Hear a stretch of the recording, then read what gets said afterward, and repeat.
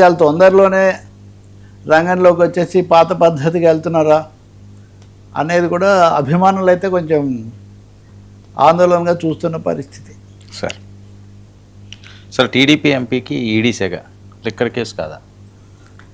విజయవాడ అంటే గుండెకాయ కీలకమైంది, రాజధాని ప్రాంతం. అక్కడ కేసినేని చిన్ని సతీమణికి ఈ ప్రైడ్ అనే అదేదో ఈ కంపెనీ సంథింగ్ పేర్లు రకరకాలుగా ఉంటాయి, ఎవరు ఒకరు జాగ్రత్తగా తీసుకోవాల్సిన అవసరం ఉంది.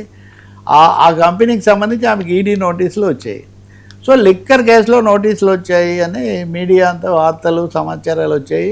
ఇక్కడ మనం గుర్తించాల్సింది ఈడీ మధ్య కొంచెం పట్టు బిగిస్తూ ఉంది. తెలంగాణలో కానీ ఆంధ్రలో కానీ భిన్న పార్టీలకు సంబంధించిన వాళ్లకు రకరకాల రూపాల్లో ఇప్పుడు తెలంగాణలో మహేశ్వరంలో జరిగిన ల్యాండ్ స్కాము లేకపోతే అలాట్మెంట్కి సంబంధించి అప్పటి కలెక్టర్ని పిలిచి విచారించారు. ఏపీలో విజయసాయి రెడ్డితో సహా లిక్కర్ స్కామ్లో ఉన్న చాలామంది మీద చేశారు.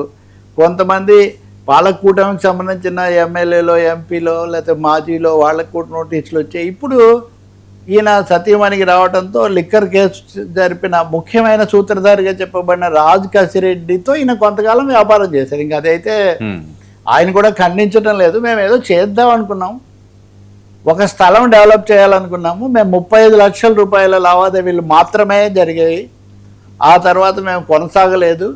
కాబట్టి నోటీసులు వచ్చిన మాట నిజమే కానీ అవి వ్యక్తిగతంగా కాదు. రెండవదేమో కంపెనీ పేరుతో వచ్చాయి, అవి వచ్చింది కూడా లిక్కర్ కేసుకు సంబంధించి కాదు అని ఆయన చెప్తున్నారు.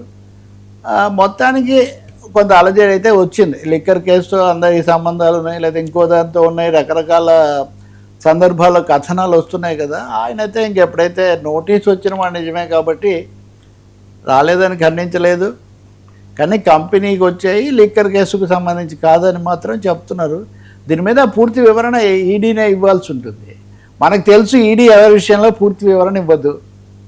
ఎవరికి వాళ్ళు సామాన్యంగా క్లీన్ చిట్ ఇవ్వకుండా చాలా కాలం పాటు రకరకాల దర్యాప్తులు, రకరకాల కేసులు, తిప్పడాలు ఇవన్నీ జరుగుతూనే ఉంటాయి. ఏమవుతుందో మనం చూడాలి. ఒకటైతే నిజం కదా వర్మ, ఈ విస్తారమైన రాజకీయ ఆర్థిక సామ్రాజ్యాలు, వ్యాపార సామ్రాజ్యాల్లో ఎవరి లింక్ ఎక్కడికి పోతుంది, ఎవరి లింక్ ఎక్కడ డీలింక్ అయింది, డీలింక్ ఎక్కడ రీలింక్ ఎక్కడ అన్నది అయితే మామూలు మనుషులకు మనలాంటి వాళ్ళకు తెలిసే విషయం కాదు. అది తప్పకుండా. అలాగే కేంద్రం కూడా ఎప్పుడు ఎవరి మీద దృష్టి పెడుతుంది, నేను ఈ మధ్య కూడా మీతో అన్నాను, ఇదేది ఈనాటి ఈ బంధం ఏనాటితో ఇట్లాంటివి ఏమి ఉండవు రాజకీయ వ్యవస్థలో ఇప్పుడున్నటువంటి పరిస్థితుల్లో. ఆ రోజు వాళ్ళ అవసరమో లేకపోతే వాళ్ళ ఆలోచన, వాళ్ళ వ్యూహం ప్రకారమే వాళ్ళు వ్యవహరిస్తుంటారు తప్ప ఇంకోటి కాదని. అందుకని ఇప్పుడు వేరే వేరే చోట్ల విత్తనాలు నాటితే మొక్కలు వచ్చినట్టుగా వేరే వేరే చోట్ల నోటీసులు, దాడులు, ఇది ఒక పరంపర అంతే. ఇది ఇప్పట్లో ఆగేది కాదు. ఎంపీ గారు ఎలా ఎదుర్కొంటారు అన్నది లీగల్గా, రాజకీయంగా ఇక వారికి సంబంధించిన అంశం. సార్ అమరావతి భూములకు సమస్య ఆగిపోతున్న